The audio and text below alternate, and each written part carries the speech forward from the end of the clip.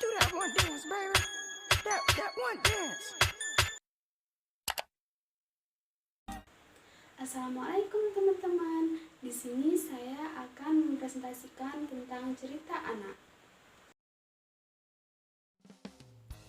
Sebelumnya, perkenalkan nama saya Putri Agustia Indriani dengan NIM T2019-40667, kelas D2, mata kuliah Bahasa Indonesia MI, Fakultas Tarbiyah dan Ilmu Keguruan, Universitas Islam Negeri Kyai Haji Ahmad Siddiq Jember.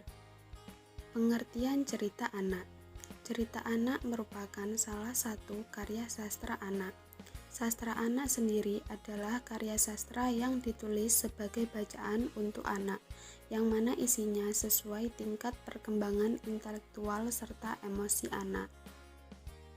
Unsur-unsur cerita anak. Yang pertama ada tokoh, ada latar, ada alur, ada tema, ada sudut pandang, dan yang terakhir ada moral.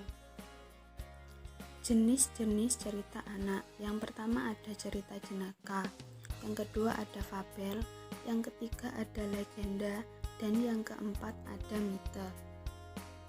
Manfaat cerita anak. Yang pertama adalah melatih kemampuan bahasa anak, menumbuhkan kreativitas anak, dan meningkatkan kecerdasan pada anak. Contoh terkait cerita anak sebagai berikut. Kelinci yang rakus. Pada suatu hari, ada seekor kelinci dan dia selalu lapar. Dia adalah kelinci yang rakus. Dia selalu saja makan banyak dan tidur lama. Selalu saja makan, dan makan. Makan sepanjang malam, makan sepanjang hari, tapi ia tidak puas dengan apa yang dia makan. Suatu ketika, ada sekelompok kelinci menyerbu ladang sayuran. Semua kelinci makan dengan cepat, tapi si kelinci rakus tidak berhenti makan. Salah satu seekor kelinci mengingatkan, "Hei kau, makanlah dengan cepat, kalau tidak pemilik ladang akan datang dan melempari kita dengan batu." Si kelinci rakus pun menjawab, "Tolong, biarkan aku makan banyak, lalu kita akan kembali." Kelinci rakus yang lapar pun terus saja makan, dan makan. Kelinci lain pun berkata, "Hei kau, makanlah dengan cepat. Lihat itu, pemilik ladang sudah terlihat. Ia akan segera mendatangi kita." "Oh, tidak apa-apa. Ia belum sampai di bagian ladang ini. Tolong, biarkan aku makan. Aku akan makan lagi, makan dengan banyak, lalu kita akan kembali pulang." Pada saat itu, pemilik ladang sudah mendekat, dan semua kelinci mulai berteriak, "Lari, lari, pemilik ladang sudah tiba, lari semuanya." Semua kelinci bergegas melewati pagar pembatas ladang, dan pada saat itu, kelinci rakus makan terlalu banyak sehingga ketika ia melewati pagar pembatas ladang, ia terjatuh ke bawah. Dan di sana ada banyak duri yang tertancap pada tubuhnya.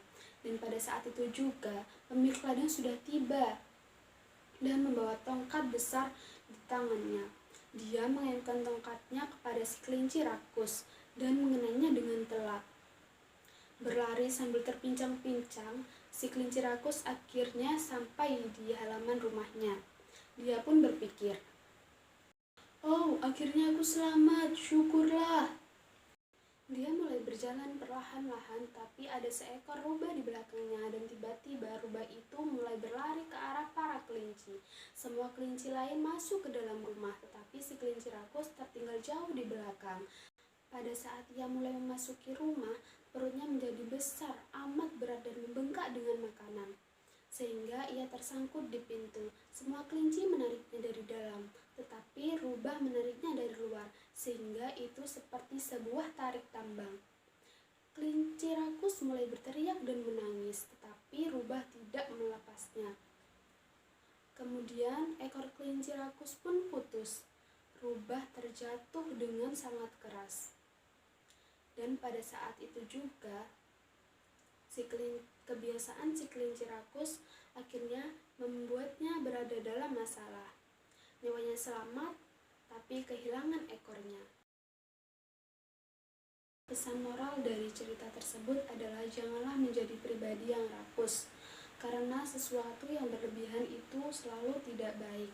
Jadilah pribadi yang pandai bersyukur atas apa yang kita miliki pada saat ini. Sekian dari saya, bila ada kesalahan kata tolong dimaafkan. Semoga bermanfaat. Wassalamualaikum warahmatullahi wabarakatuh.